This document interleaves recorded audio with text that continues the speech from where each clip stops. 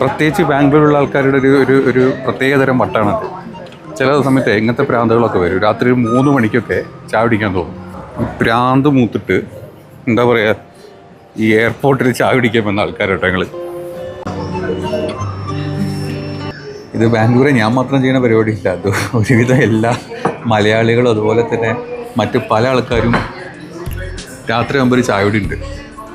എനിക്ക് തോന്നുന്നു ഇപ്പോൾ നമ്മളിവിടെ ബാംഗ്ലൂരിൽ ഒരു 12 o'clock 12:30 ആകുമ്പോൾ ഓൾമോസ്റ്റ് എല്ലാ കടകളും അടയ്ക്കാറുണ്ട് അല്ലേ, എല്ലാ ചായക്കടയും അല്ലേ.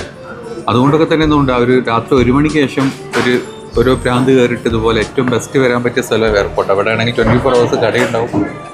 നിങ്ങൾക്ക് ഏത് മോഡൽ ചായ വേണമെങ്കിലും കിട്ടും ചെയ്യും. പക്ഷേ പ്രൈസ് ഇച്ചിരി കൂടുതലായിരിക്കും, അത്രയേ ഉള്ളൂ. അപ്പോൾ നമ്മൾ വന്ന് ഇവിടെയാണ് ഇവിടെ ആയിട്ട് വന്നത്, സ്മോറിലാണ് വന്നത്. ഒരു ചായക്ക് 250 റുപ്യ. നമ്മൾ ലൈഫ് സ്റ്റൈലായിട്ട് കാര്യങ്ങൾ ചെയ്യുമ്പോൾ ഉള്ളതുപോലെ പറയുക. ഒരു നോർമൽ സാധാരണ ചായയുടെ 215 കൂടുതൽ പറയുന്നില്ല. അപ്പോൾ ഇതുപോലെ ചായപ്രാന്തന്മാരൊക്കെ ഉണ്ടെങ്കിൽ, പ്രത്യേകിച്ച് രാത്രി ബാംഗ്ലൂർ എയർപോർട്ടിലൊക്കെ വരുന്ന ആൾക്കാരുണ്ടെങ്കിൽ ഒന്ന് കമൻറ്റ് ചെയ്യുക, നോക്കട്ടെ ആർക്കൊക്കെ ഈ പ്രാന്തുണ്ടെന്നത്.